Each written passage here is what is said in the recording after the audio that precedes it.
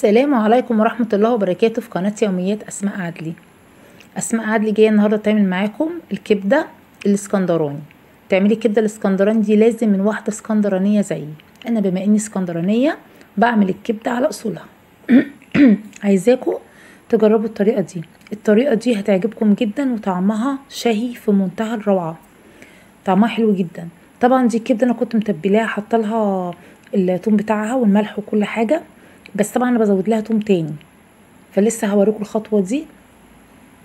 اول حاجه بحط الزيت يسخن كويس قوي، معلش عشان زوري وصوتي طبعا بردانه وكده. فطبعا عفوا يعني ان انا كل شويه بقطع الكلام. حطيت الزيت، اول ما سخن الزيت بدات احط الكبده. لازم كلها لونها يغير، ماشي، لازم افضل اقلب فيها لحد ما لونها يغير. والطبق اللي ورا ده فلفل حامي، واللي قدام الاصفر ده فلفل بارد، لان في عندي بيحب الحامي وفي عندي بيحب البارد. طبعا هفضل اقلب فيها كده لحد ما تبقى كلها لونها زي بعضها. مش لازم تستوي للاخر، احنا بس بنقلبها عشان عشان نقفل مسام الكبده خالص، ماشي. وبعدين بنحط معلقه بهارات شرق الاوسط. انا عايزاكم تجربوها، حلوه قوي قوي قوي. وانا حطينا قطعه ثوم على الثوم اللي كنت حاطاه من الاول، لان الكبده معروفه بتحب الثوم والفلفل الاخضر، الكبده الاسكندراني بالاخص. حطيت قطعه الثوم دي، وفي لسه خطوه كده وتكه بعملها في السوى الاخير بتاع الكبده. بحط ثوم مع خل، واروح عطشه الطشه الاخيره دي كده مع تقلبتين 3 كده. ديت النهايه بتاعت الكبده، بتبقى تحفه وفي منتهى الجمال بالخل والثوم. طبعا اول معلقه حطيتها دي بهارات الشرق الاوسط، ودي معلقه كمون. وزي ما قلت لكم كان فيها ملح من الاول وفيها توم من الاول، بس انا حطيت توم تاني وكمون والبهارات بتاعت الشرق الاوسط. وعايزه بعد الفاصل اوريكم برضو خطوه خطوه. يلا على الفاصل ونرجع تاني.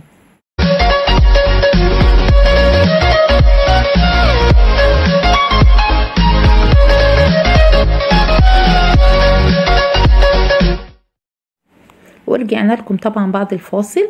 هنبتدي بقى نحط الفلفل بعد ما دخلت نص سوا للكبده.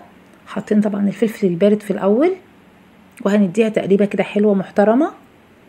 وبعد ما تتقلب، عارفين هنعمل الفلفل الحامي ده ازاي؟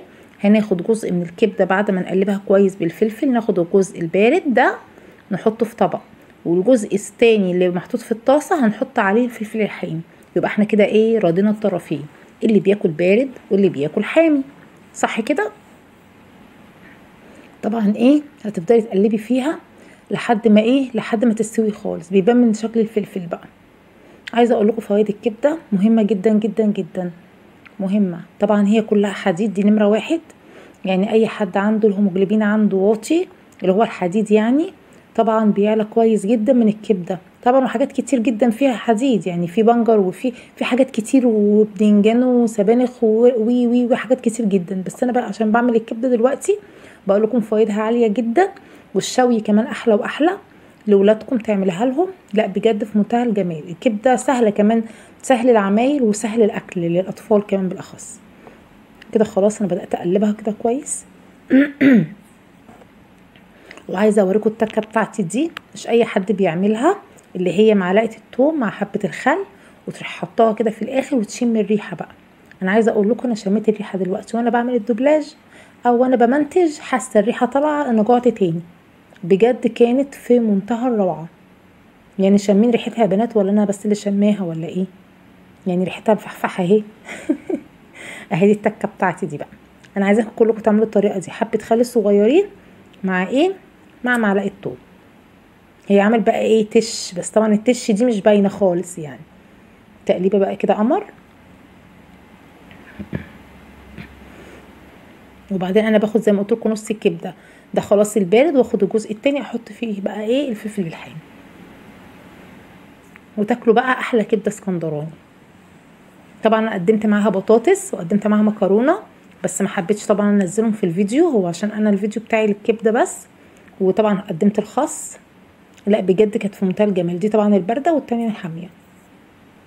وبألف هنا وشفا على قلبكم. وعايزاكم تجربوا الطريقه دي، وتقولوا لي في اي كومنت من الكومنتات، تقولي رايكم في اللي انا عملته، وهل هي فعلا عجبتكم ولا لا.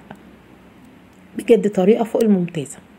لو عجبكم الفيديو متنسونيش بلايك حلو وكومنت تحفيزي، واللي مشتركش في القناة يشترك. والسلام عليكم ورحمة الله وبركاته.